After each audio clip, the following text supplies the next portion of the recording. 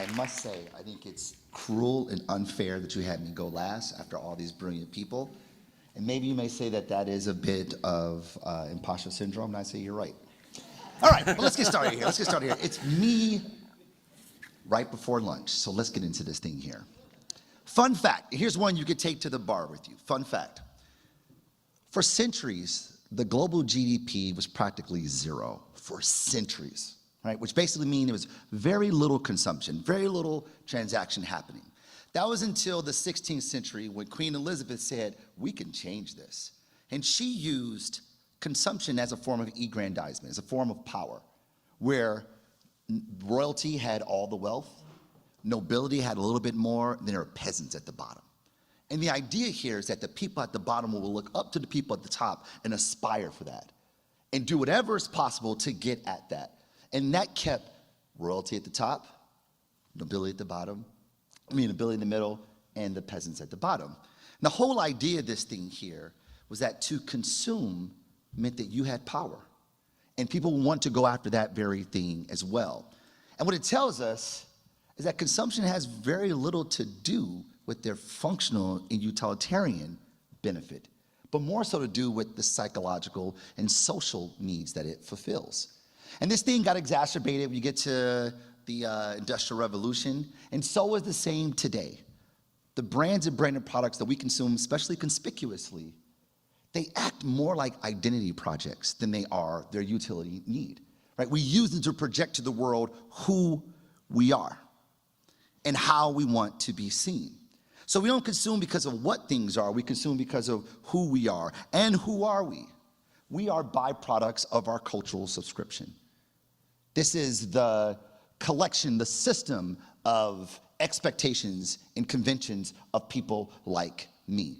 And because of that, I behave accordingly. I consume accordingly. How I style my hair, if I had hair, what I wear, what I drive, what devices I use, who I marry, if I marry, where I go to school, if I go to school, where I vacation, where I eat, where I bury the dead, if I bury the dead. All these things are byproducts of our cultural subscription. And this is the field of study that I work in, consumer culture theory, that we look at these external forces on humanity that influences why we do what we do. In fact, I would argue that there's no force, no external force more influential on human behavior than culture, full stop. I'll go even one step further and say that consumption at its core is a cultural act. And we do these things to stay in lockstep with our cultural subscription. The beliefs that we hold, that is the way we see the world, the ideologies that we hold on to, the stories we tell ourselves about the world, the artifacts that we don that have meaning, right? If you're a Muslim, maybe you wear a hijab, right? If you're a devout Catholic, maybe you have a rosary. These are artifacts that we use, right? The behaviors we take on, the norms that we subscribe to, and the language. Oh my God, the language is the best. But I love doing this with my students. I say, what does yeah mean? If I say yeah, what does that mean? I'm sorry, that's a question mark after that. If I say yeah, what does that mean? Question mark. Yes, okay, guys, you guys are the big thinkers. Come on now. Yes, right? And what about no?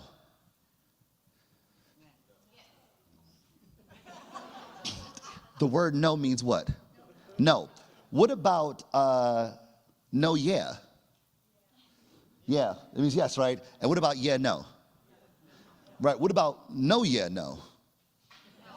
No, yeah. What about yeah, yeah, yeah? What's happening here? Right? Language is extremely complicated unless you're in the know. Language becomes a way by which we know who is like us.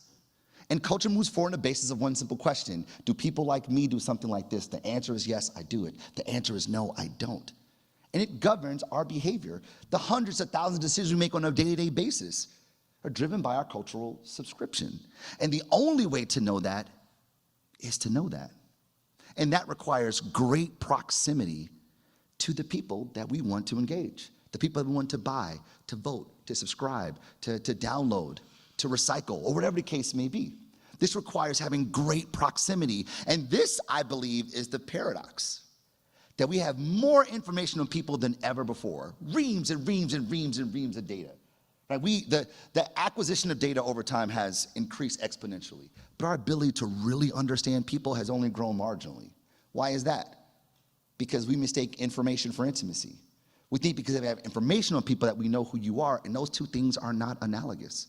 And this is a hard thing for marketers to swallow, because we base our whole thing on understanding people, but we don't understand people very well at all. Take the way we describe people, demographics. Oh, we love some demographics. Right? We put people in boxes, not because they're real, but because they're easy.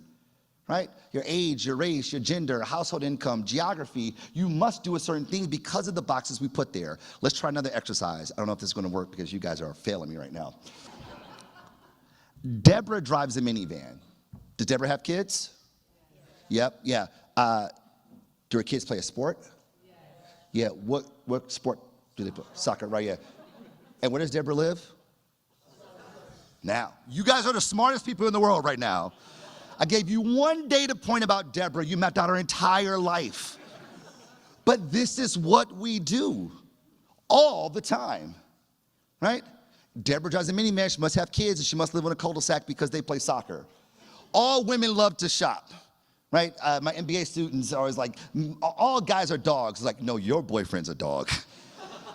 Right? Or all black people do something fill in the blank racist. This is what we do over and over and over again, not because it's real, but because it's easy.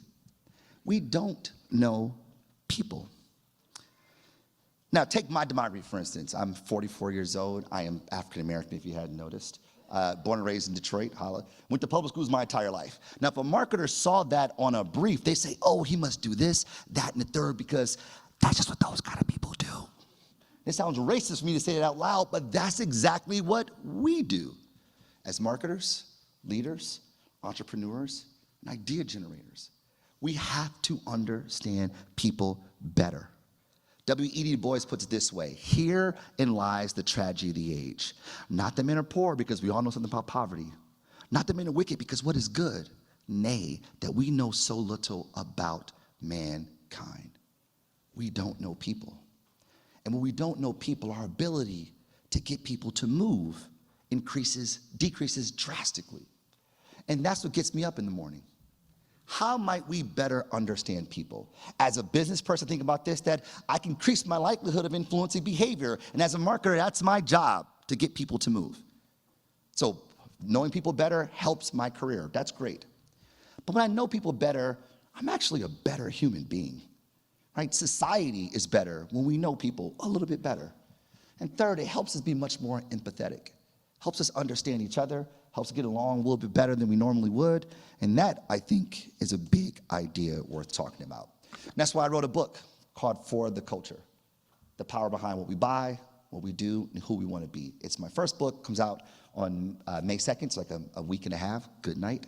But I believe that the idea is taking this concept and hopefully get it in the hands of more people so that we can be better at what we do and what we do with each other. Thanks so much.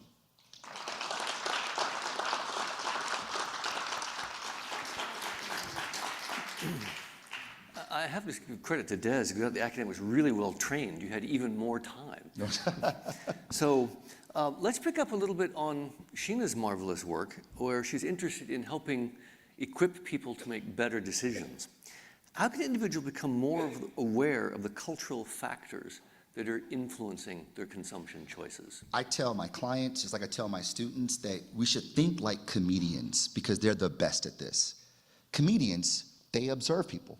They watch people until something makes them go, what was that? That was odd.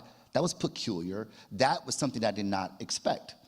And then we go a little bit closer and we try to understand why those things are happening. And this is where scholars come in. This is where our work, I think, really plays out the most, because we provide theory to explain the phenomenon that just happened. And as we start taking what we observed with the phenomenon and putting them together, we start getting a better understanding of who these people are, how they see the world, the behaviors that are normative, the language they use, and the artifacts that have meaning. Splendid. Here's a trickier one. Yeah. How are corporations affecting culture? Well, it depends on what corporations you're talking about. Some corporations provide contributions to the cultural production that helps people reflect who they are and guide what they do. Think about content creators, think about brands that create cultural works.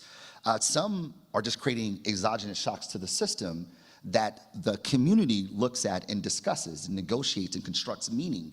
And essentially every time we're putting something in the world, some intervention if it were, they create these exogenous shocks that we collectively decide what's acceptable and what's not acceptable. So whether you're creating cultural product or you're creating these sort of catastrophes around these network communities that we're part of, it allows us to exchange ideas to help us better understand how we collectively make meaning and negotiate the world around us. Sounds splendid. Any last questions from the audience before I ask you for any swimming tips? It's been a long time since I've been in the pool. That's splendid. Well, anyway, Marcus, there's been fantastic insights on that for the cultural influences and lots for consumption. Thank you so much.